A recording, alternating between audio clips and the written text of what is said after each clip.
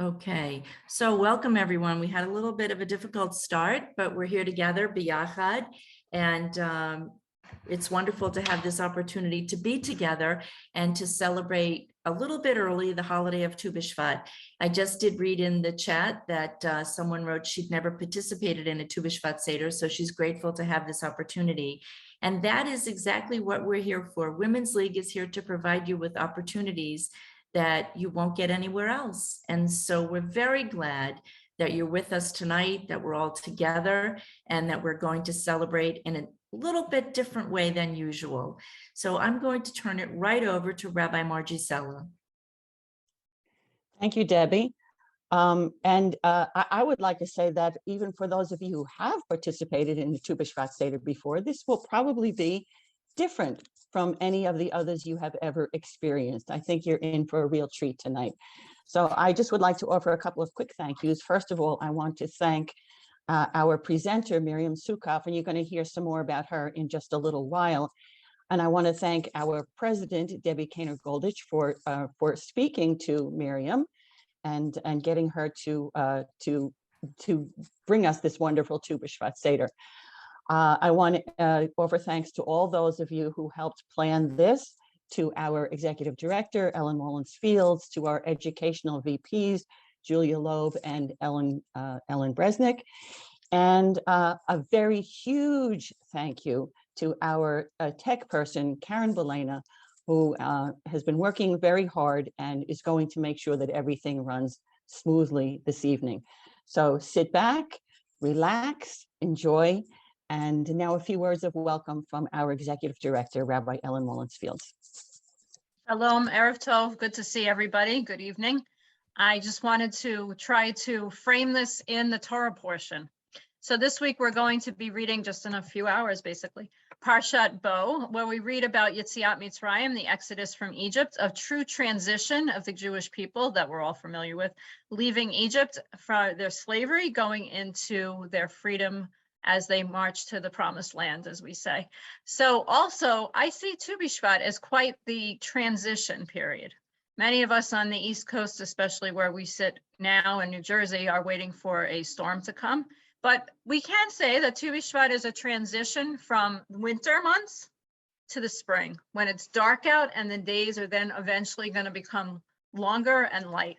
So Tu B'Shvat, just like the Torah portion this week, is a transition of period of time from winter to spring. And I can tell you personally that Tu B'Shvat holds a special place in my heart because my son, Kobe Dove, transitioned from his boyhood to his adulthood when he had his bar mitzvah in 2019 on Tu B'Shvat at the Kotel at Robinson's Arch. So, and I have fond memories of planting trees that exact day. So this evening, we're not planting trees, but we are definitely going to be planting different ideas into our minds. So thank you for everyone for being here, and I'm going to turn it back to our President Debbie. Thank you, Rabbi. So I want to tell you a little bit about my friend, Miriam Sukoff. Miriam began her professional volunteer career with Women's League in 1992 as a sisterhood president, and then took on the role of membership and ways and means in her branch. Inspired by her mother, Shirley Mosner of blessed memory, Miriam became the first second-generation branch president of the Westchester Rockland branch in 1996. Her work in Women's League includes the 2000 and 2000 Torah Fund campaign, which brought 2019 new benefactors. She served as chair of Women's League World at Biennial Convention, and she was program chair of convention in 2004. She also served as a Women's League vice president for 2 terms, where her portfolio was membership. Miriam was co-creator of the Women's League Leadership Institute and one of its lead trainers. And someday soon, we will have the Women's League Institute again, and Miriam has agreed to serve as lead of that when we have it back. She also worked with Gloria Miller Schwartz of blessed memory on creating the Zahava Initiative to bring younger women into sisterhoods. And that's where I met Miriam in 2001 as the initial class of Zahava chairs. And in addition, Miriam now serves as a Women's League consultant and trainer And she traveled extensively when we could do that throughout North America. She had the privilege of being the first woman to lead davening for the Women's League trip to Israel in the newly refurbished synagogue at JFK Airport. Miriam's love for building bonds of unity among Jewish women led her to create Sisters in Spirit, which is an organization that provides programming for Jewish women. Some of the initiatives and events include women's trips to Israel, Elul by the Sea, which is an annual 2-day retreat, Red Tent events, Rosh Chodesh gatherings, a weekly Parsha study group, and holiday programming that now connects women all over the world. And I have participated in some of those events and initiatives, and I can tell you that they have changed me forever. Miriam also has a life coaching practice, but her greatest joy is being a bubby. She lives in New City, New York with her husband, Larry, and we welcome Miriam tonight.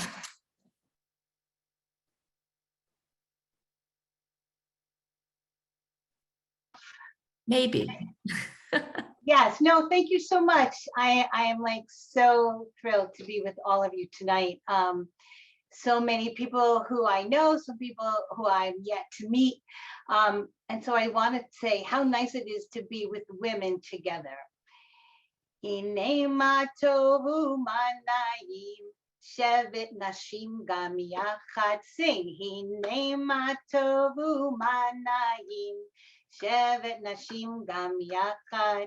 Hine hine ma tov. Ya la la la la la la la la la. Hine hine ma tov. Ya la la la la la la la la la. Tonight's program is interactive. That means I talk and you talk, and hopefully we will all talk together, even with this Zoom programming.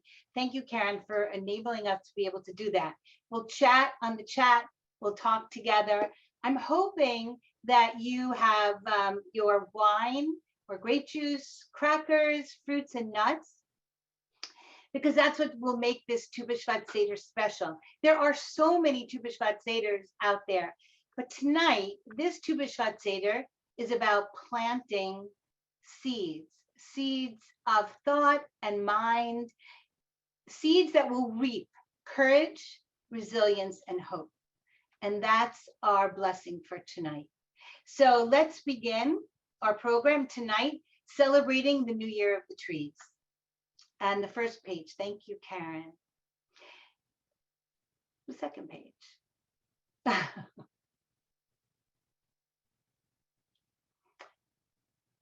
Yeah. Tu B'Shvat, the 15th day of the Hebrew month of Shvat, is known as the New Year for the trees. As in all other points in the Jewish calendar, Tu B'Shvat offers a unique opportunity for insight into living and personal growth.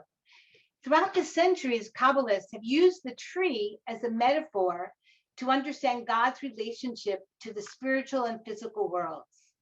Moshe Chaim Luzzatto, in his 18th century classic, The Way of God, teaches us that the higher spiritual realms are roots that ultimately manifest their influence through branches and leaves in the lower realms. We are all connected. This is a beautiful piece by Rabbi Y.Y. Jacobson about the human tree. And during the course of this Tu B'Shvat Seder, the idea is to make these connections for ourselves to the earth. So let me begin. The human being is a tree of the field, the Torah states. In fact, the Jewish calendar reserves one day each year, the New Year for the trees, on the 15th of Shvat, for us to contemplate our affinity with the botanical universe. So why is the human being compared in the biblical imagination to a tree? The body of the tree, the conspicuous manifestation of its roots, symbolizes the conscious personality of the human being, the way we describe our existence consciously to ourselves. It is the person you think you know. That's our roots. The fruit of the tree, harvested and consumed by others, represent the impact we have on the lives of the people around us. It embodies our ability to plant a seed in a fellow human being and see it sprout, grow, and bear fruit. And how much so as women, as mothers, do we do that with our children? On a spiritual level, the roots represent faith, our source of nurture and perseverance. The trunk is the visible body of our spiritual lives, our intellectual, emotional, and practical achievements, our study of Torah, observance of mitzvot, and daily ethical activity. And finally, the fruit represents our power of spiritual procreation. The ability, and what is spiritual procreation? What an amazing term. The ability to influence others, to plant our seeds in their souls. What a gift. The human being is a tree of the field. We operate on 3 levels. There is who we are, the roots, who we think we are, the trunk, and who others think we are, the fruit. In a tree, the 3 components, the roots, the trunk, and the fruit, are integrated into a single wholesome entity. And so our job, the Torah is intimating, is to integrate the components of our tree so that our roots, bodies, and fruits become one. I love this concept of becoming whole. It takes self-reflection and it takes self-awareness, and it's a process that we're actually going to begin tonight. Much like what we do at Elul, in the month of Elul, we find the ways that we might have missed the mark, and we do tshuva. That's what the trees are doing now. So let's see how we can compare the tshuva of trees and how it relates to each of us. So answer these questions. This is the tree's New Year's checklist. Did my roots remain firmly planted in the soil that nurtures it? I wish I could hear your answer. Did I bend gently in the wind, accepting what God has sent, but never breaking or giving up hope? Did I ensure that my fruits were sweet and nourished by all that came to enjoy them? Have I provided nourishment for seedlings, shade for a weary traveler, a home for others? And this is a wonderful one. Think about this. Does this year's ring in my trunk reflect greater strength and wisdom than the one before? So with some initial insights and these answers, we're planting seeds of growth just by understanding where it is we might have to grow. And so let's begin our Tu B'Shvat Seder and take this even further. In the 16th century, the Kabbalists of Tzvat compiled a Tu B'Shvat Seder, somewhat similar to the Seder for Passover. It involves enjoying the fruits of the tree, particularly those native to the land of Israel, and discusses philosophical and Kabbalistic concepts associated with the day. A prayer from the original Tu B'Shvat Haggadah pre-Eitz Hadar. O God, who makes forms, creates and emanates the highest words, you made the trees and grasses grow from the ground in the shape and pattern of these highest worlds. And this full moon is the beginning of your work to renew and ripen the fruit trees, to bring forth the fruit of the tree of life in the midst of the garden. May it be your will that our eating and blessing and meditating on these fruits will strengthen the flow of love and blessing over the trees, to make them grow and bloom for good life, for blessing, and for peace. May all creation return to its original strength, and may we see the rainbow rejoicing in its colors. And may all the sparks of divine energy, whether scattered by our hands or by the hands of our ancestors, or by the sin of the first human against the fruit of the tree, be returned and included in the majestic might of the tree of life. Wow, thank you so much. Thank you, Jill. Thank you, Rabbi Ellen. These are just beautiful, beautiful thoughts that really take us to another place. And as I said, there are so many Tu B'Shvat Seders. This one really asks to go deep, to really go in our roots. And so during the course of this Seder, there'll be prompts, there'll be intentions. So the Seder intention, the intention for the whole Seder is this. Think about this. Everything in the physical world is a metaphor for a deeper spiritual concept.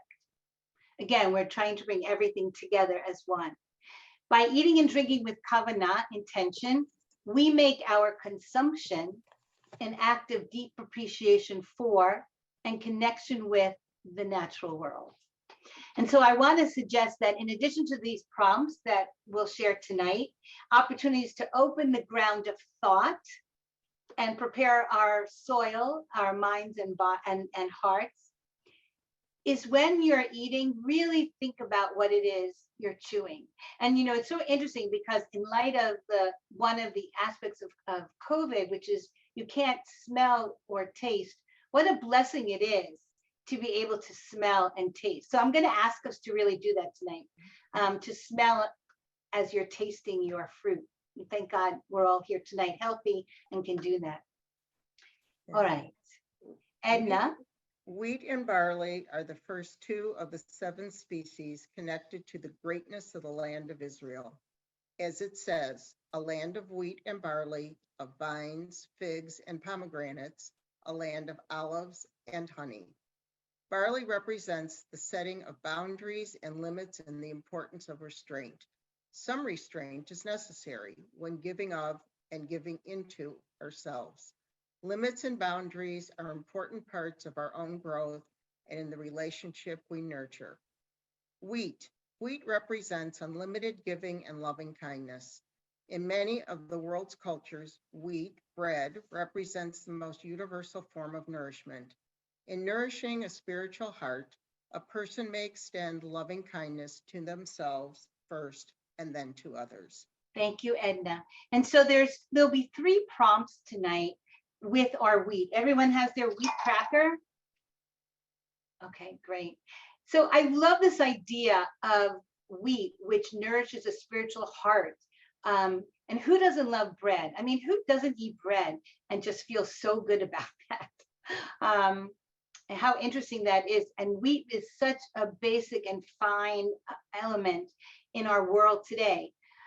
It nourishes almost all of the foods that we eat.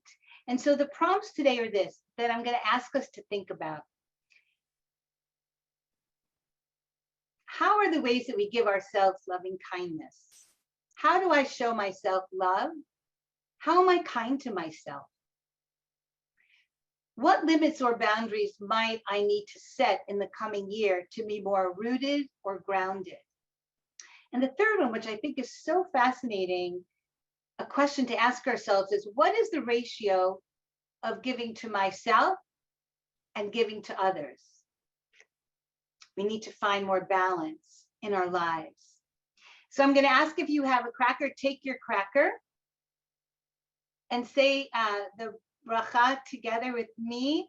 Baruch atah Adonai Eloheinu melech haolam borei minei mizanot. Wrapping there. So I want to take just a minute or so. And I'm going to ask you again, Karen, can you just put up those prompts? Can you do? So here are the 3 things I'd like us to think about and engage in a little bit of conversation. How I show love and am kind to myself. And then the other thing I think is really interesting and think about as well, what limits or boundaries do we need to set? And or if you want to answer the question for yourself, what's my balance? How am I being balanced? And I want to suggest also, this is just an opening. We're just planting seeds. Sometimes you need to reseed.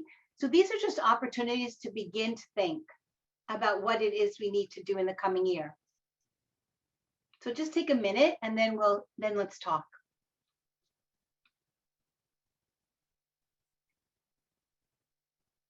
That was delicious, that cracker.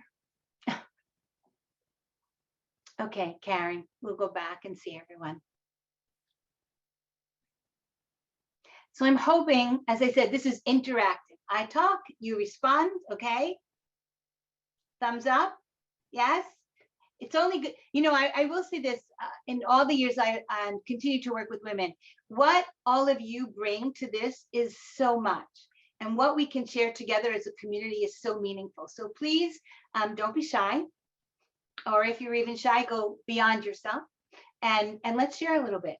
So the first prompt how do you show yourself kindness? How do you love yourself? And Karen, can you how do we do this? Yes, you wanna just- everybody's might able just- to unmute themselves. So unmute yourself and how do you show yourself love? And just please say your name before you speak because we can't see everyone on the screen. Oh, okay. Thanks, Cindy. Cindy, okay. Hi.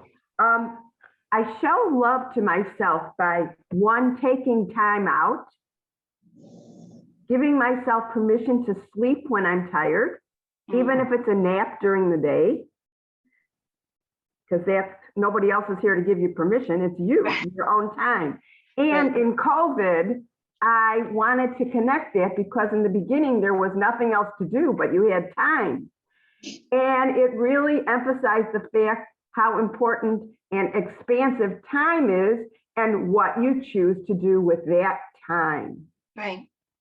And you're right.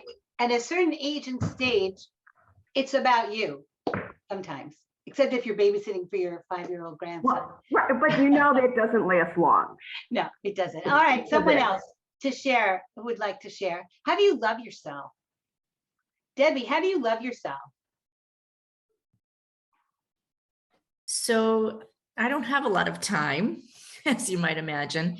But I, every Thursday morning, take a class with a teacher from Israel. And nothing interrupts that 1 hour that I have on Thursday morning for that class. Beautiful. So you're setting really good boundaries. That kind of answers the second question. You're able to set those kind of boundaries. So Yes. kol hakavod. Someone else. Adele? Hi, my name is Adele Weinstein, and I actually live in Toronto, Ontario. So I'm glad we don't have to travel for this. Um, I actually have picked up a hobby over the last 5 years. I like to paint, and I never knew that I could do it, and I taught myself. And I find it's very relaxing, and sometimes I even put music on. So that's my way of doing something special for myself. Thank you. Thank you for sharing. Someone else? Shula. You have to unmute, please. So I feel that to show myself love is to take care of my whole body, spiritually and physically. Beautiful. And because of the pandemic and with so many activities that we have with people, beyachad, are not able to be done, then I make sure that I do my daily walk. I wake up early and I don't care. And my 1.5 hours of walking is done, and golf. And then I can read and I can listen to Zoom because I can't sit for too long if I don't do those things. Okay. And the other thing, when you savor the cracker, I say to myself, don't savor too many of these. Okay. Someone else. Myra. Myra Promisel, Washington, D.C. It's good to see you, Miriam. Thank And I do treat myself as well to physical therapy. And when I'm in our home in the Berkshires, to swim aerobics, which I find absolutely wonderful. And I really don't miss those for anything either. That's kind of my commitment. But also, I still get my hair done every Friday. And there's certain things that I don't give up very easily. So what I'm really hearing from everyone, from the people who've spoken so far, is that how you love yourself is not only in what you do, but in the boundaries that you set. There are some things that are no contest. This is what I'm doing for myself. So that's amazing. Mona, did you want to say What I was something? going to add is we've all kind of learned over time that we need to take the time for us. Let's put it, up until the end of last year, I babysat in our local JCC, and there were mothers who brought their children in and they were like hesitant. This is the first time the baby's been away from me, or stuff like that. And I'd say to them, you go and exercise. This is your time. And then ultimately you're going to be a happier person and you will be a better mother. Great, thank you. It's such an important point. Thank you for that. And I wanted just to add, I'm curious about this question. Again, as women, we tend to kind of go one way or the other. No, we actually go one way. About the balance, about how do we balance of giving to others and giving to ourselves? All right, let's do a show of hands. How many people feel they give to others more than they give to themselves? Okay. I can't see so many people. And how many people think it's the other way? Way too much for my customers. Yeah. So how do you rectify that? That's really the situation, and I think in every age and stage of women, it's different. And I think they have to take that into account. But what we're being asked today in the Tu B'Shvat Seder during the course of this awareness and planting the seeds of self. That's really what this is about. Sometimes we have to go the other way. Sometimes it doesn't always equal out, and we know that. But owning our own self and the respect and love we have for ourselves is so important, because that's the roots. That's the awareness of self. So thank you all for your amazing comments and thoughts, and keep it going. If you didn't have a chance to download this is a great packet to either for yourself to use and or to take back to your sisterhood. So, but tonight's about you. So that's where we are tonight. All right, we're going to go on now. We're going to experience our connection to Tu B'Shvat through 4 cups of wine, grape juice, much like the Passover Seder. And this 4 cups is very traditional in most Tu B'Shvat Seders. Grapes. So what are grapes? Grapes represent compassion, which is the healing mixture of loving kindness and generosity balanced by healthy boundaries. Let me say that again. Grapes represent compassion, tiferet, which is a mixture of loving kindness and generosity, that's the chesed, balanced by healthy boundaries, which is the gevura. And so any of my Kabbalist friends out there, Kabbalah friends, know that about the chesed and the gevura and compassion. Compassion is said to be true beauty. True beauty is said to be harmony, and harmony, whether of color or sound, inspires us with its blend of dark and light, revealed and hidden. A harmonious blend of kindness and restraint are necessary for spiritual and physical health. And I think we all shared that before. Thank you so much. It's stated in the Zohar that wine has 2 colors, white and red. White is from the right side of kindness, chesed, and red from the left side, gevura, strength and judgment. And so tonight, what we're going to do is actually progress from white to red as we move from potential to actuality. That's a lot there, but we're going to unpack that a little bit as we go through. Another very important part of a Tu B'Shvat Seder you'll find very often is that there are 4 spiritual worlds associated each with a season and an element. Asiyah, action, Yetzirah, foundation, Bria, creation, Atzilut, emanation of pure godliness. So we're going to look at each of these worlds and look at and try our grape juice or wine, and as it goes from white to red, and see how we bring ourselves into this Tu B'Shvat Seder. So I wanted to talk a little bit about the 4 realms. This is by Tzvi Freeman, who's just wonderful. First of all, I want you to please look at this graphic, just so beautiful. Of all creatures, we alone are capable of hearing ourselves through the ears of another. Karen, can you come off for a minute? I just want to ask someone to respond to that. So what does that mean to you? Be able to hear ourselves through the ears of another. Anyone have a thought about? No right answers or wrong answers here, ladies. So just thoughts and ideas. Anyone have a thought or idea about that? Just unmute yourself and please share. I think that what happens, my name is Hadassah from North Miami Beach, is that sometimes, we kind of are not listening well to what others are saying. But even though sometimes to us might be conflictive, sometimes we find then when we reflect, that is actually our voice, that is something similar has happened in our lives, that this person is reacting in that way, and we have done the same. Beautiful. Thank you. Thank you. Perfect. Beautiful. Okay, Karen, we're going to go back. So The Four Realms by Steve Freeman. The ancient philosophers divided the world into 4 realms of life. Look closely and you will see they are realms of transcendence, because to live means to transcend. To live means to transcend.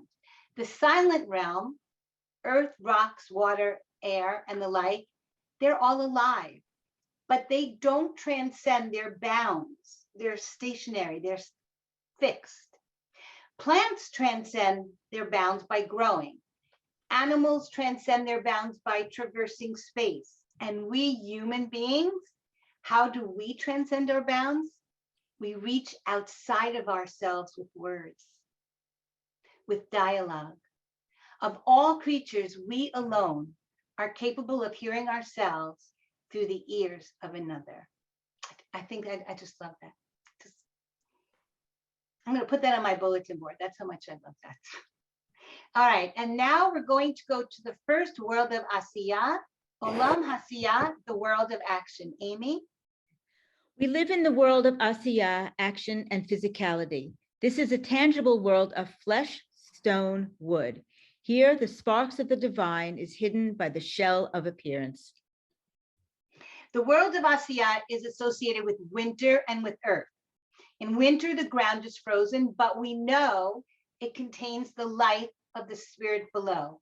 And I just wanted to comment on that because I heard a beautiful Dvar Torah about the fact that all that lives underground is so alive. And if we could connect to that with just the intention of understanding that the whole world really is alive, and even what seems not, there's something brewing. And the thought of, as we go through, for those of us in the cold winter here, as we go through and imagine that there's nothing, that the ground is hard, actually underneath the ground, there is life, there is movement, there's something brewing. So much like our own selves, sometimes we're very closed off, very hard, but there's something brewing. And to be really mindful of that even when it seems like nothing, to understand, to listen, to feel that there's something going on. So I'm going to ask you to take your white wine or grape juice. I have grape juice. Pour a little bit.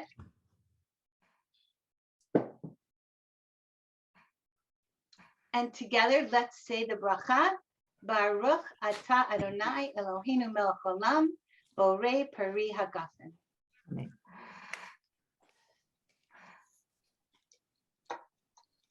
Barbara, if you'll continue reading. In winter, we layer ourselves in clothing, blanketing ourselves from the cold, just as the earth is insulated by snow. The fruit we eat for the world of Asiya likewise has a protective outside and soft interior.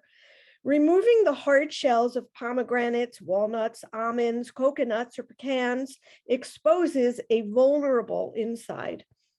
However, the shell which conceals these fruits and also protects the fruit, we know what that feels like.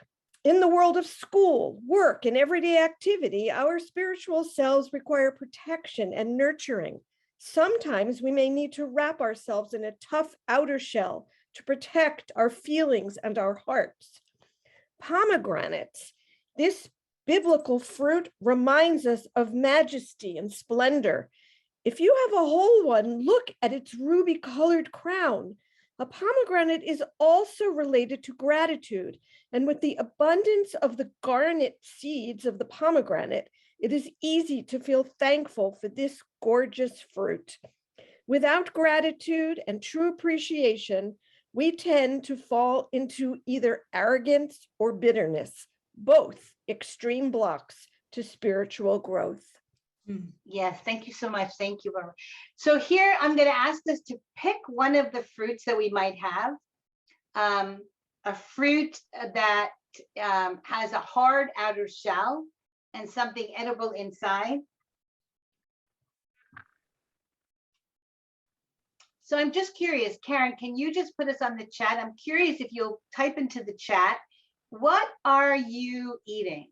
I'm curious, what's the most popular first fruits that you're having? What's everyone having tonight? Pecan?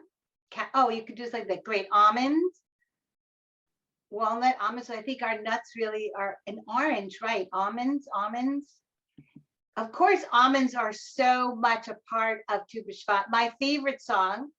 Anyone else? Hashkedia Porach.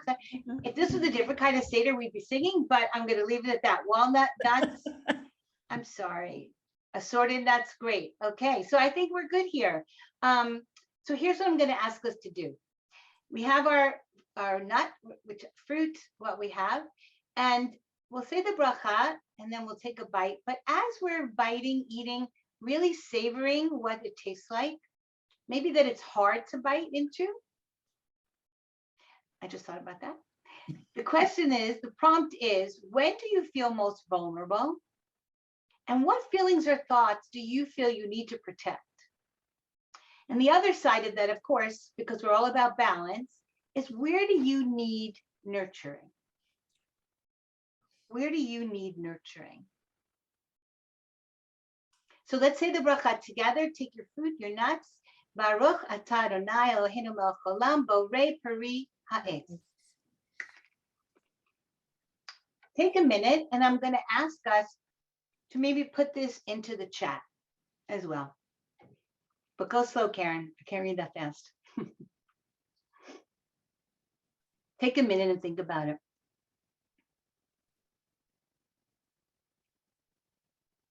Let's start with the first question. When do you feel most vulnerable? If you have a thought, type it into the chat. I can't see it though, Karen. If you could just pull it up so we could see, that'd be great.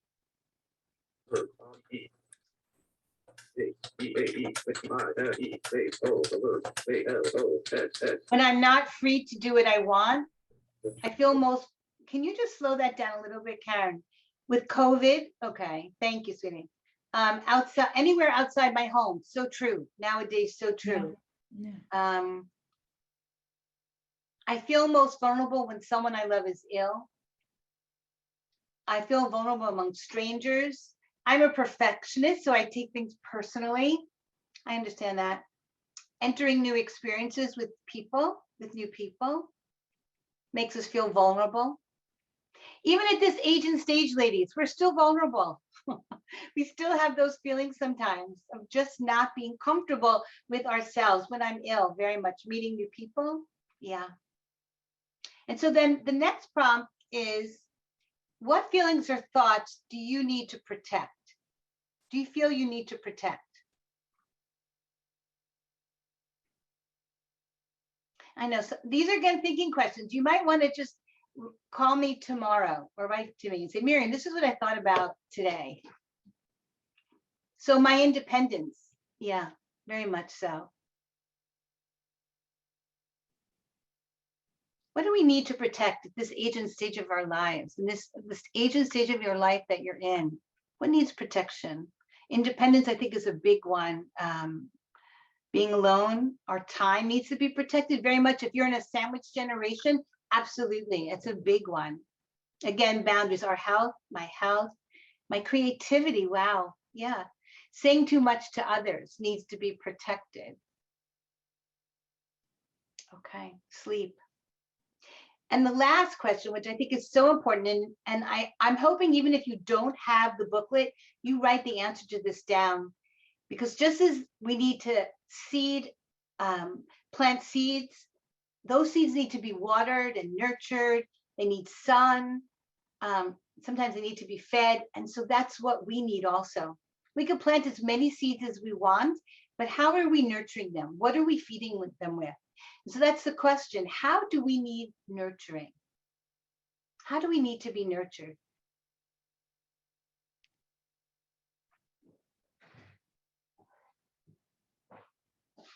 I tell you this, I need at least a phone call from my grandchildren 3 times a week. That's what I need. So if you're lucky to have grandchildren, they can provide that. I need that piece of me nurtured, my bubby piece. By feeling wanted and loved, yeah, Shula, that's kind of what I'm saying. Taking time for myself. I need a good night hug from my son. I would like that too.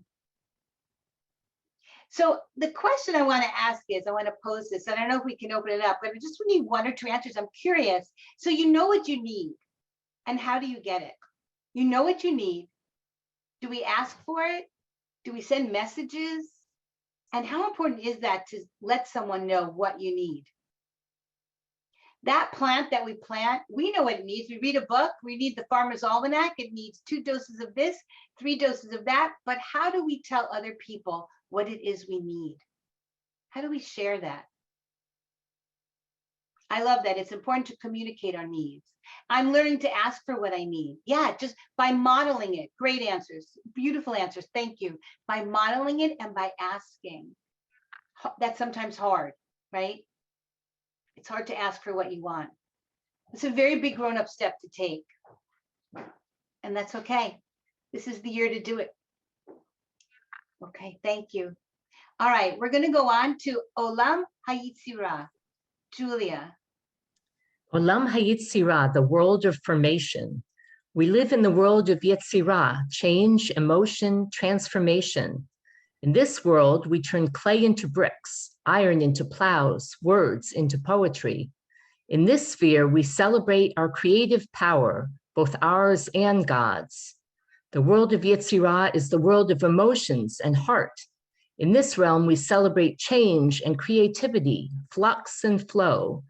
This world is associated with the season of spring and the element of water. To symbolize this world, we drink white wine or juice with a dash of red. This gradual deepening of color parallels the reawakening of colors in nature as the sun brings the earth back to life. In spring, the sun's rays begin to thaw the frozen earth and the first flowers appear on the hillsides. Beautiful. Thank you so much, Julia. So if you can, if you didn't drink all of your white, or pour some more white and I feel like we're doing science magic, and just a little bit of red. Swirl it around. This is actually much better with wine. I'm drinking grape juice, but I will say it's much better with wine. Okay, so before we drink, here's the intention. After we say the bracha, just to think about. So listen to the intention. As the trees engage in adversity of the harsh winter, how do I activate my resilience? Think about that. How do you activate your resilience? And a question quite similar, but different a bit is, what do I do that helps to build my courage?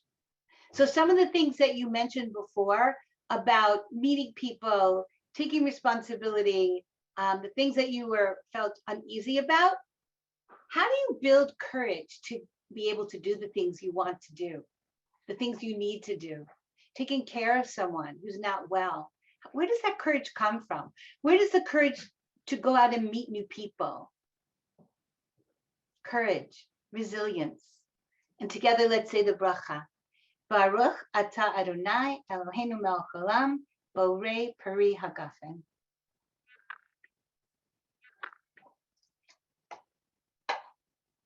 And Karen, we're going to open up the screen just to have some answers. I'm so curious and interested in what everyone has thought about. Either how do you activate your resilience? The resilience is a big word, right? I think it's the 2122 word, resilience. And what do I do that helps build my courage? Courage is so important these days. Takes courage to go to the supermarket. Hi, this is Iris Lasky from the Los Angeles area. Hi, Iris. Hi, Miriam. I have a saying, things that have helped me go through very difficult times, either personally or with others. And the saying is, I am not the first to go through this. I will not be the last to go through this, and I'm going through this. Wow, beautiful. So what does it do then? How does that make it a level playing field? How does that help you? Well, it gives me the confidence that I'm not the first to do this. It's been done before, and it can be done. Right. And that's what I need to know in those moments of intrepidation, of fear, of whatever. That is a reality. Yeah, yeah. And there are people that have done it before. So yeah, there's hope. Anyone else? I see great answers on chat. I rely on my past experiences. I go to Florida from Wisconsin and go alone. It gives me courage. Wow. Lots of self-talk. Absolutely. Relying on past experiences, letting go of what happened and embrace new way of seeing things. Beautiful. That's Hadassah. Thank you. And Carl and Judith, do what you have to do. Sometimes that's the best motivator, right? You just do what you have to do. And I think sometimes that's what gets it through, right? There are no choices. And that in itself builds courage. Anyone else? Geraldine, do you want to share something? Okay, you caught me. I was just kind of laughing at myself. I know. Laughter means there's something, you're thinking about something. Okay. Well, because sometimes it takes courage to do a lot of things, and even though people, well, I'll give you. Sometimes you just have to go and just pull the ripcord, and I've done that a few times. That's why I'm laughing, because you got to be crazy sometimes to just go ahead and pull the ripcord and go for it. And I'm thinking about MGM Grand when they take you all the way to the top.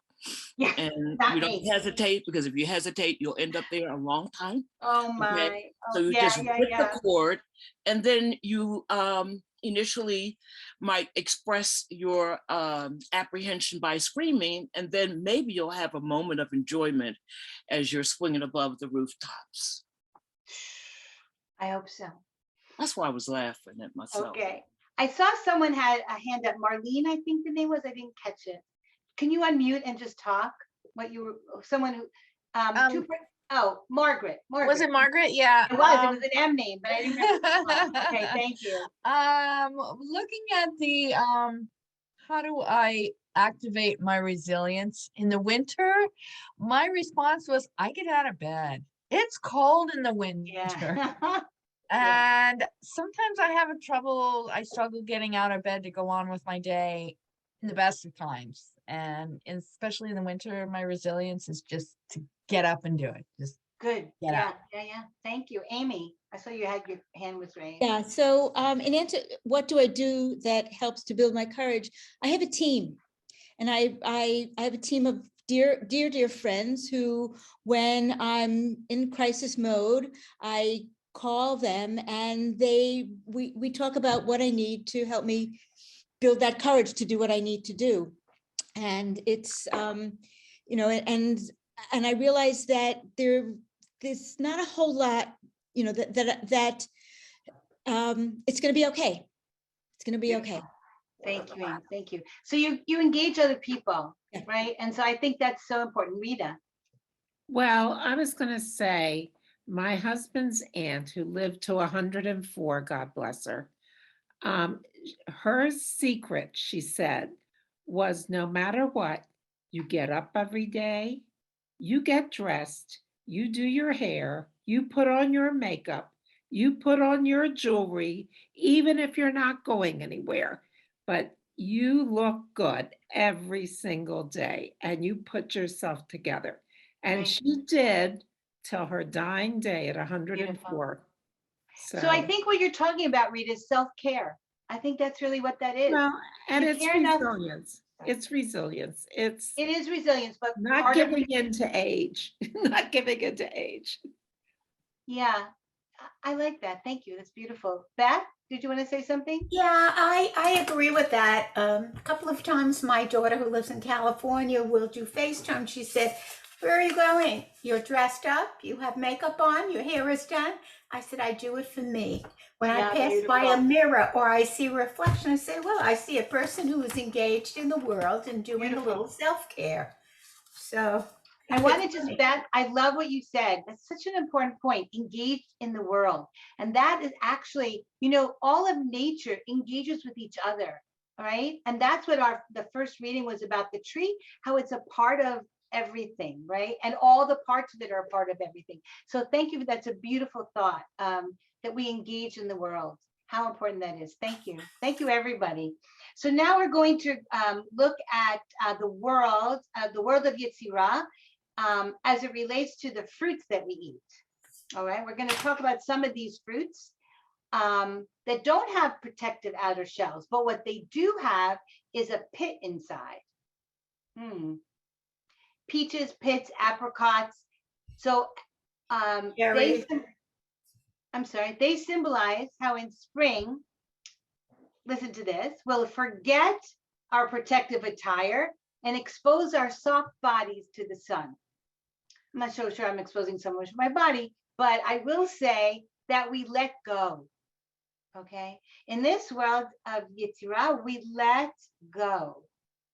Not always so easy, right? Because the shell that we're used to, when it becomes softened, but there's still a little piece of us that has to hold on. Still, these fruits also remind us that we still may have hardness around our hearts. And despite wondrous expressions of our spirit, each of us may still feel the need to protect what makes us vulnerable. To protect what makes us vulnerable. Okay, Karen, if we could go back to the booklet, thank you, on dates. Doreen, page 8.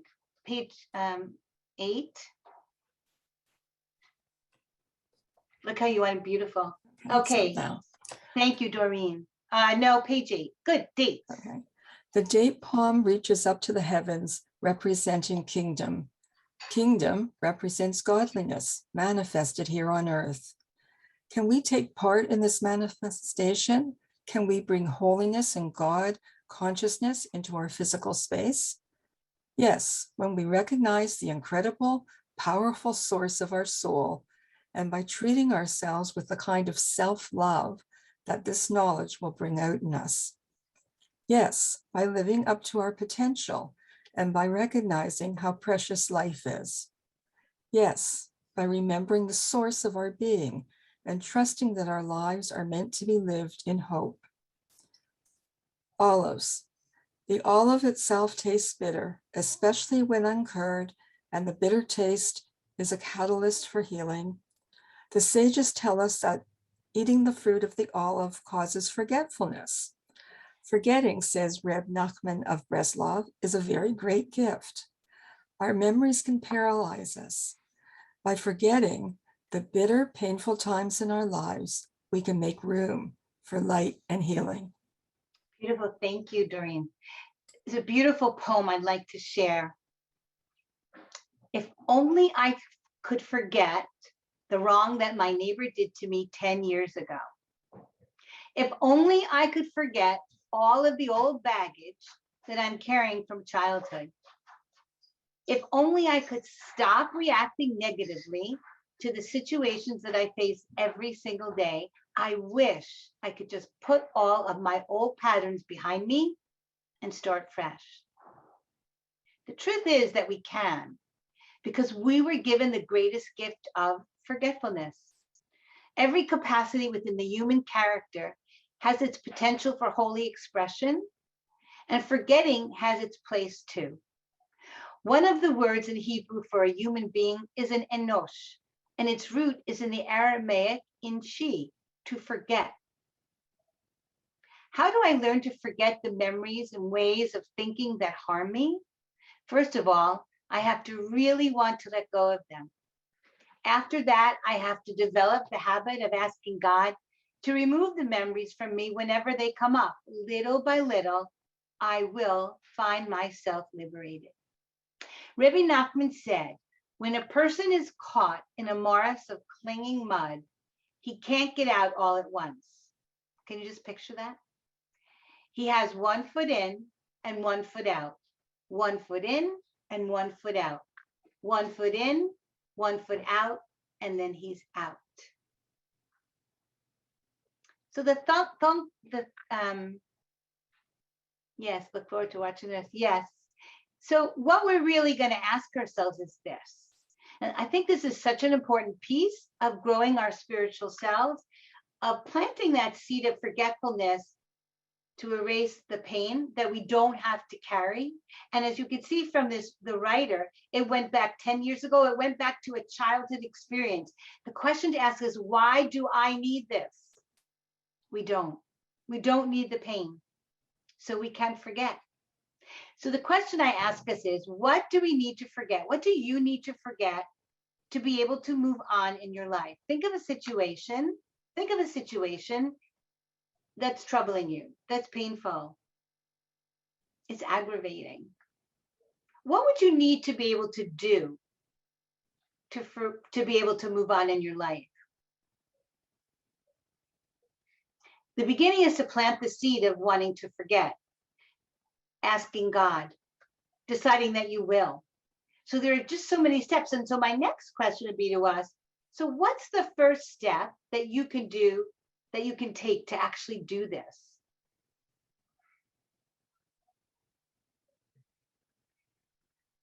So if we want to share about I would love for us to share, if you wouldn't mind. Think of a situation. What do you need to forget to be able to move on in your life? I will volunteer this, right? What we say here stays amongst ourselves, lady. Yes, everyone?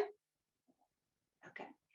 I could forget what my daughter-in-law said to me 10 years ago. I could do that. I don't know how many of you have daughter-in-laws.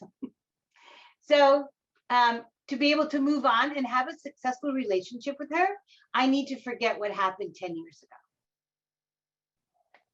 Okay, anybody else? I share very openly. Anyone else would be willing to share?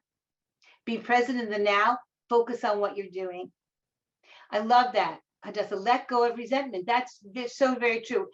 Consciously letting go. I mean, I think that's the idea, which is why this booklet, if you take the time to write, it will be so very helpful, consciously. And how do you begin to let go of that resentment?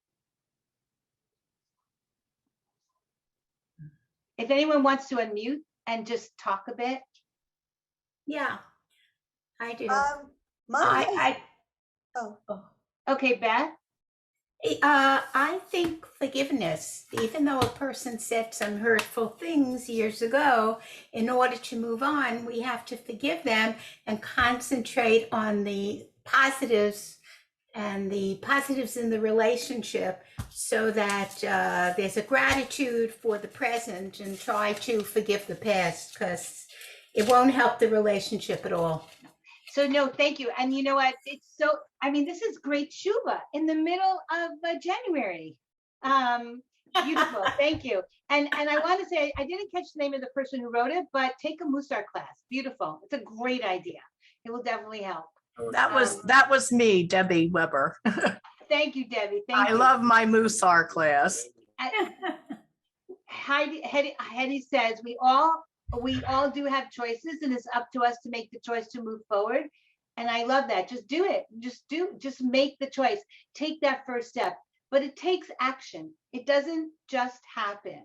I want to suggest that it doesn't just happen. There's an action step, a consciousness that has to happen in this world of Yetzirah. All right. So I would like to add something else. My husband told me, because a lot of people, their actions, their behaviors, their words got to me. And my husband reminded me that the only person I can control is myself. Right. That's a great concept. I love that concept. Right. We can only control our own actions or reactions. Thank you. That's beautiful. All right. Are we ready to eat? Yes. So now we're moving to the fruits that we talked about. So take one of your fruits from this world of Yetzirah, the dates, olives, anything that has a pit in it, peaches, they're dried, pears, take one of your fruits. So this is really, this fruit, we can really do a two-step process with this. The first is, after the bracha, I really want us to focus on just what it tastes like. Really taste it. All right. And because we could do two things at once, because we're very talented women, we'll also have a mindful intention with this. The intention is of forgiving. So as we eat this fruit, I want us to imagine our hearts opening. I mean, I want you to really kind of see it. So if you would close your eyes after we say the bracha, and as you're really chewing on your fruit, imagine your heart opening to someone who needs healing, whether it's yourself or someone you need to heal with. Okay, I'll say it again. We're gonna say the bracha, we're gonna take a bite of the fruit, we're gonna chew it so we really taste it, and we're gonna imagine our heart opening for forgiveness to someone, either ourselves or someone who needs forgiveness in our lives. All right, so the bracha together, please. Baruch atah Adonai Eloheinu melech haolam, borei peri ha'etz. So close your eyes and just think.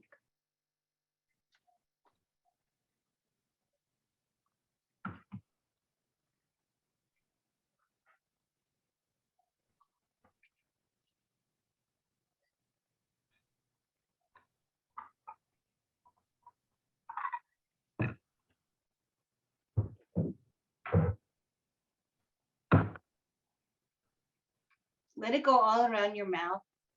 Really feel what it feels like. Taste it. Really taste it. Even if it's dry, it tastes good.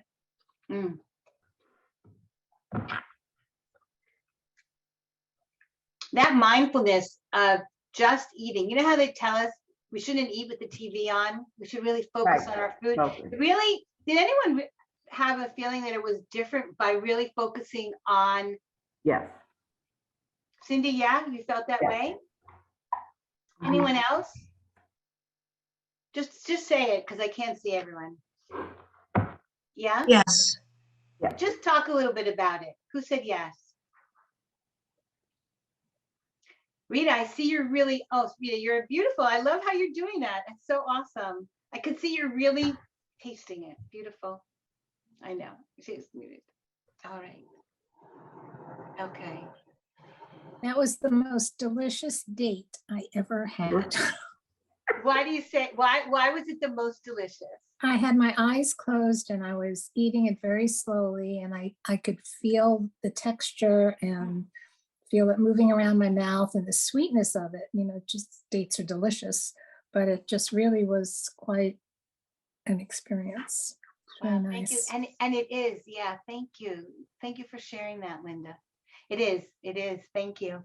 All right, we're going to move to the world of Olam Habriya, the world of creation. Cindy. We live in the world of Bria, air, thought, contemplation. We recall the words of Genesis. Adonai formed a human from the dust of the earth and blew into its nostrils the breath of life, and the human became a living being, placed in the Garden of Eden to cultivate and protect it. Thank you, Cindy. The world of Bria is that ethereal world of thought, and it's associated with the season of summer and the element of air. Anyone want to put into the chat why you think that is? Why would the world of Bria, the realm of thought, be associated with the season of summer or the element of air? No wrong or right answers, just good answers, interesting answers. If you just put in the chat, what do you think? I didn't actually think, yeah? Karen? Oh no, Karen's not answering. Anyone have a thought? Just unmute. Okay, from Jeanette, everything is blooming. Okay, beautiful. So it's like a beginning.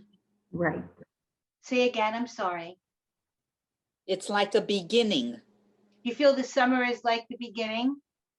Mm-hmm. You don't have to be so heavily clothed. Nice, okay. There's a freedom of not being covered with a heavy coat. Someone else said that as well. You know, I think this idea of thought, I think in the summer, we don't have to think about so many other things because for most of us, it's so nice and warm. Adessa said that there's warm. So we have more time to think. There's vacation time. So there's more time to think. It's a time of thoughtfulness. We're not worried about protecting ourselves, right? We're not worried about the elements. So there's a sort of a freedom. In the summer, Terry says she does a lot of outdoor pool walking, which gives you some contemplative time. Beautiful. Thank you. I think it's a lightness that forms in warm weather. Yes, I think you're right. I think so. So I want to just go on. This is one name for God is the breath of life. We breathe out what the trees breathe in, and God breathes in us and through us. So I want you to imagine that, picture that in your mind's eye. We breathe out what the trees breathe in, that's science, and then God breathes in us and through us. You know, we're told back from the creation how God breathed in Life. life into the nostrils, right? And that was how man, woman was created. And the other thing about the breath is it's just an amazing phenomenon that we do nothing about it. If we're granted the opportunity, we just thank God, breathe. Is that amazing? Is that God or what? Is that like amazing if you think about it? Our bodies just breathe. And if you imagine God is breathing through you, how amazing is that? How holy is that? How strengthening is that? So we're going to do a little breathing. And there's this beautiful verse. Nishma kol chai tivarech et shimcha. The breath of all life blesses your name. And we're going to listen to some beautiful music from Joey Weisenberg and the Hadar Ensemble. And so I'm going to ask us to close our eyes and take a deep breath with the thought that God is breathing life into you. And then imagine that breath is coursing through your body. And that breath is God's breath, full of energy and light. So let's take a minute. Just close your eyes if you would like, and take a wonderful deep breath in. And imagine that breath you breathe in through your body is God's breath, full of energy and light. And Karen, if we could just hear the music, that would be awesome.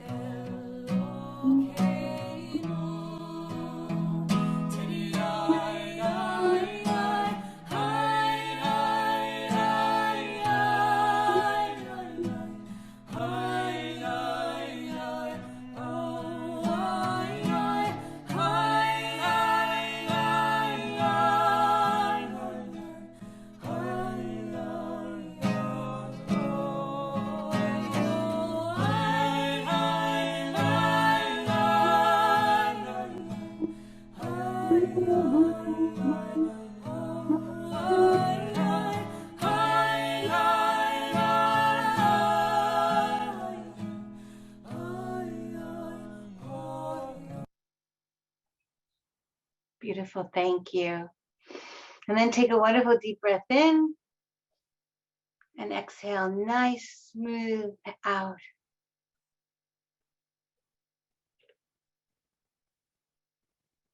In the world of Bria, we drink red wine or juice with a dash of white. So I want to suggest if we could go back to the thank you. So just now take your red, this is really chemistry at its best. And then just put a little bit of white.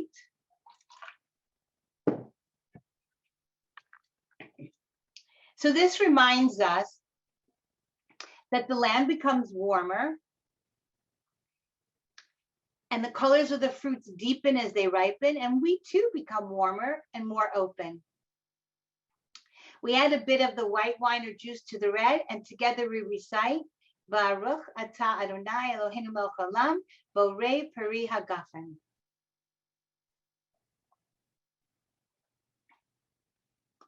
Anne, if you would read for us. Next page. All right, great. Thank you, Anne. In this world of Bria, we eat soft fruits to remind ourselves to relinquish both our outer shell and the stones we carry inside us. One of these fruits, the fig, has a special significance in Jewish tradition. The fig is mentioned in the Bible 16 times, together with the vine, as the most important fruit of the land of Israel.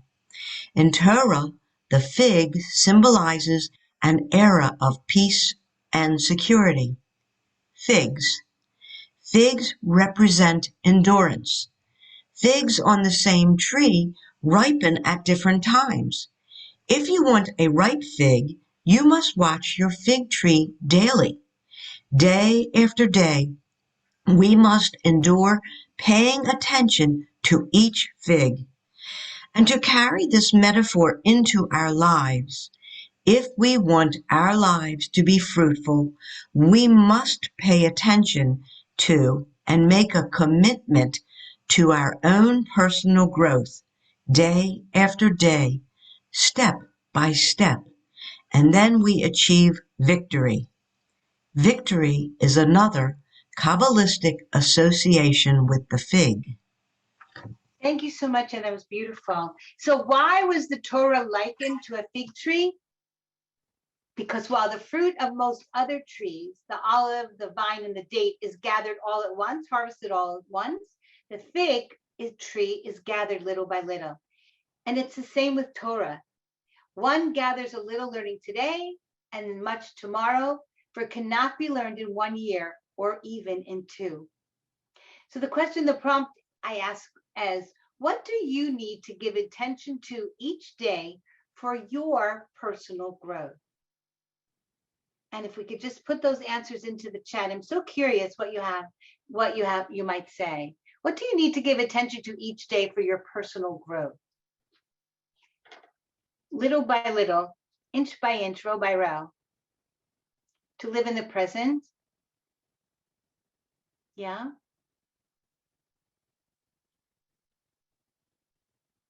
Anyone else? What they pay attention to each and every day, because you can't do it all at once. My brain to keep it sharp, to be an active listener. Things that you have to do, studying Hebrew, yeah, nurturing important relationships, that takes time. It doesn't happen all at once. Thanks, Grace. Learn something new, focus on my health. Gratitude for each day. Gratitude is beautiful, wonderful. Thank you, Doreen. Each day to take care of our spiritual growth. And the idea is you can't do it all at once, day by day. I would sing that too for you, but I won't. There's another song. Day by day. Okay. And the mindfulness of knowing that it can't happen all at once is so important, because sometimes we just think we want something to be and it will be, but we know that it cannot be that way. Everything takes its time. And I love this metaphor of the fig tree. I never knew that about fig trees, actually, that they were gathered slowly. And the same thing with Torah. We can't learn it all at once, but every day we accumulate and we grow ourselves even greater. So as we eat the fruits representing Bria, I bless us that we find healing in our lives through our thoughts and the divine breaths that we take each day. That is my blessing for us. So take one of the fruits, the fig, if you have a fig, or anything that doesn't have a pit. Yeah, you have? And together let us say, Baruch atah Adonai Eloheinu melech olam borei peri ha'etz. Yeah. So I want to share with you a classic Tu B'Shvat story. I'm sure you might have heard it already, but it always bears repeating. If we go to the next page, Karen, thank you. A Talmudic fable of Honi the circle maker. This is actually a very condensed version. So if you want the longer version, I would say Google it. But here's the idea. Honi, a first century miracle worker, had a foolproof way for making rain. He'd draw a circle around himself, pray, and the rain would come from the Babylonian Talmud. One day he comes across a man who's planting a tree. Honi asks the man incredulously, "Why would you plant a tree? You'll never see its fruit." Then Honi proceeds to wander further and further and falls asleep for 70 years. When Honi wakes, he again passes the seedling, which is now a full-size fruit tree, and people are eating its fruit. "Are you the one who planted the tree?" Honi asks the nearest person. "No," that person replies, "I'm his grandson."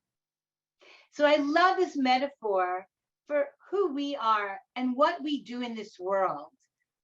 And the quote, "For whom does one plant that plants a tree? For faces they will never know, and for people they will never see." And so much of our planting, we talked a lot about ourselves tonight and what we need to do to grow ourselves, mind, body, and soul, but how important it is to plant something for the next and the next and the next generation. So I'm asking the question. I'd love to open up the screen and just get some ideas, just everyone to speak. What are you planting for the next generation? And what are you leaving to this world? And if a few people would share, that would be so awesome. Ellen, will you share? Ellen Resnick, will you share? You know, one of the things that I worked on for Women's League was legacy writing. And it was something that was very meaningful to me. And after I got through sort of facilitating discussion and working through the writing, it became even more meaningful. And I started to see the lessons that I wanted to sort of transmit, submit, leave for my children. And some of those lessons were really complex. And some of them were, you know, sort of going through difficult times and how do we handle it? So I think in that respect, writing is very, very important to me. And I think that's an easy way to sort of get some of those lessons down. Beautiful. Thank you so much. Diane. Yes, thank you. So what I did last year for my 75th birthday, which was just a Shabbos dinner with my children, grandchildren, brother, sister-in-law, and so on, was I had written, starting with the beginning of COVID, a book of stories about my earlier life on all kinds of different topics. I put these into a booklet and presented it to each one of them. Then the 6 who live in the city, and then a couple of weeks later, I flew to California and gave a booklet to each of the other 2. That's beautiful. What is beautiful. Thank you. Anyone else would like to share? Denise. Excuse me. Denise? Bless you.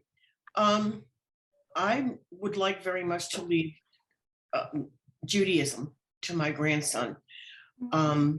I converted, and there is nobody else in the family that really has any kind of a belief system. And I'm just hoping that he continues. He has gone to religious school, and I'm hoping that he continues with it and that it catches and he continues with Judaism.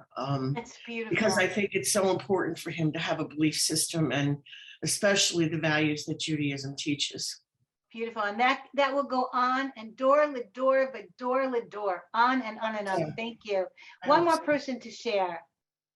I'm on this second page. Deborah, you want to share? Deborah Litow? No? Okay, thank you. Someone else. Okay, Lillian, thank you. 2 things I've done to perpetuate, hopefully, a love of Judaism and Israel. When my three grandchildren became bar or bat mitzvah, we took them on a trip to Israel. Wow. And they, thank goodness, they all loved it. Beautiful. Beautiful.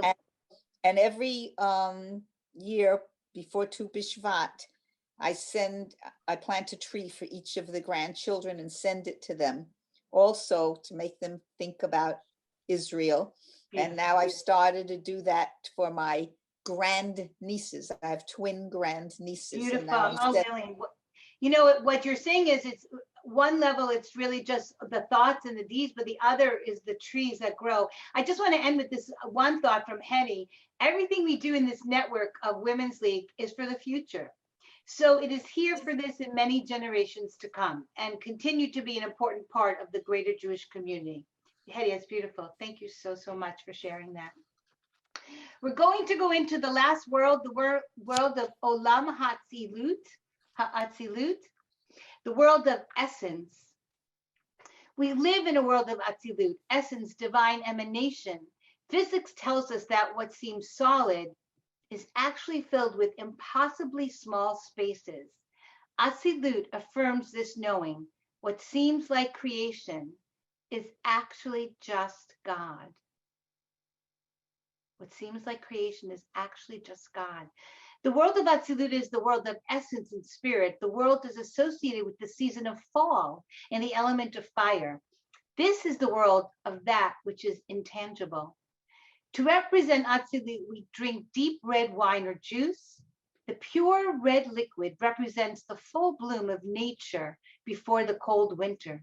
And as nature expends its last bit of energy in an explosion of colorful leaves, a full cycle is completed. And so together, the intention for our fourth cup of wine that is only red is this. As we drink this fourth cup of wine, pure red, imagine becoming stronger like healthy trees with solid roots in the ground and with branches, arms that are open to the love that surrounds you. And that's a beautiful visualization. I want you to see it as I say it again.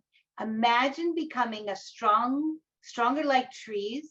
So either if your body is strong, sometimes we don't always feel so strong, but a strong body and arms.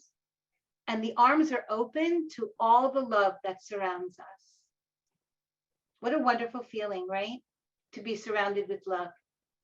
So let's together say this bracha on the fourth cup of juice or wine. Baruch atah Adonai Eloheinu melech haolam borei peri hagafen.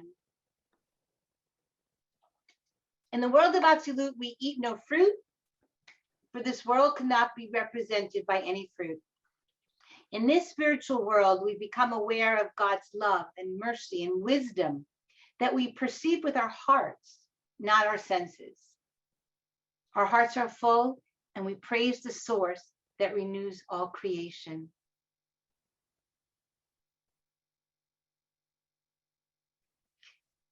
And Rabbi Margie, if you will read for us.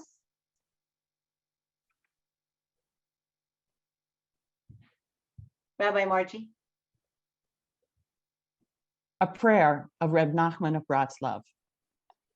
Master of the universe, grant me the ability to be alone. May it be my custom to go outdoors each day among the trees and grass, among all growing things, and there may I be alone and enter into prayer, to talk with the one to whom I belong. May I express there everything in my heart, and may all the foliage of the field, all grasses, trees, and plants, awake at my coming to send the powers of their life into the words of my prayer, so that my prayer and speech are made whole through the life and spirit of all growing things, which are made as one by their transcendent source. May I then pour out the words of my heart before your presence like water, O Lord, and lift up my hands to you in worship on my behalf and that of my children.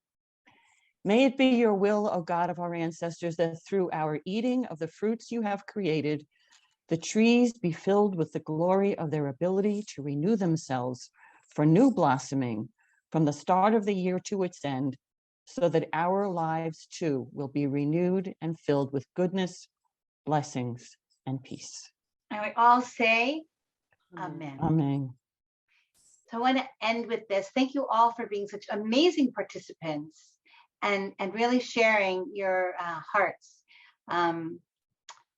Sometimes we have hard shells, like the nuts of Asiya. Sometimes we have a rock inside us, like the stone fruits of Yetzirah. Sometimes we are soft all the way through, like the fruits of Bria. And sometimes we are so connected with the Holy One of Blessing that we melt beyond our bodies altogether, living in Atzilut. May we find lessons and blessings in each of these 4 ways of being, each of these 4 seasons, each of these 4 worlds. Thank you so much, everyone. Thank you so much, Miriam, for this wonderful experience. And just before we go, I want to turn it back to our president, Debbie Kaner-Goldich, for maybe a couple of last-minute announcements, thank yous, and a couple of announcements of a few upcoming programs that we have. Right, and I do. Thank you so much. Miriam, it was wonderful and so inspiring and definitely different than any other Tu B'Shvat Seder I have ever been to. And we thank you for being with us, for sharing with us, and for leading us through the light of these very dark days. Thank you. I want to thank Rabbi Margie and our education chairs and everyone involved in what we do every day, all day, every day. If you've looked at Women's League Week, you saw that we have a new format with a calendar, and the month of January is busy every single day. The next program that we have, the next opportunity we have for engagement and learning is Sunday, this Sunday, January 9th at 3 p.m. East Coast time. And it's a workshop given by our consulting services team titled Evolving Volunteer Job Descriptions for Success. And consulting services is our part of our organization that supports the regions and the sisterhood affiliates with information and education on a way to function and function better. So if you have members of the board that have portfolios with responsibilities, do they still work? Do they need to be updated? So come to this program. Everyone's welcome. Everyone's invited, your leadership and general membership. And you can register for that. It is on Women's League Week. It came out yesterday, 2 days ago, and it's there. And there are 2 workshops. That's the first one that's happening Sunday, and the second one is February 22nd. So please take a look at that. I also wanted to mention that next Tuesday, January 11th, we have an important program. We're partnering with ADL, and the program is about what you need to know about campus anti-Semitism. I thought I heard some background. Information, it's a panel. We're partnering with ADL, Hillel, United Synagogue, men's clubs. And so obviously it's a very important topic and a hot button right now. That also is the information about that also is on Women's League Week. And I think most importantly, this coming Shabbat is Women's League Shabbat. And how wonderful it will be for many of our sisterhood affiliates to be celebrating Shabbat together. Many of them will be in their sanctuaries. Many of them will be on Zoom. Many of them will be creatively doing different things. And if you are celebrating your Women's League Shabbat this week, send us information. We'd love to share it. We'd love to know how you did it creatively, what you did differently. There is material on the website for information, Divrei Torah, and also a message from me. And some really wonderful information about pre-Shabbat celebration and how to honor Shabbat. So there's a lot more. There's just so much more in Women's League Week. And I hope that you will all read it, take a look, participate, and register for our activities. As I scrolled the screens tonight, I made a lot of new friends. There are people here that we've never seen before, and we're so glad that you came.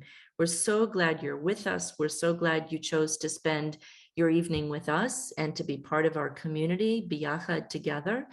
And I just want to end on one final note. Miriam asked what we do to, take care of the legacy, the people that come after us. And one thing that's very close to us in Women's League is Torah Fund. And that is the one thing that is our dedicated philanthropy. And it is one thing that we do to perpetuate the future of conservative Judaism. And so I thank everyone for being with us. I thank you, Miriam, from the bottom of my heart. You are a wonderful friend to me, to Women's League, and to everyone here. And we thank everyone for just being part of our community, and we hope to see you soon. Shalom.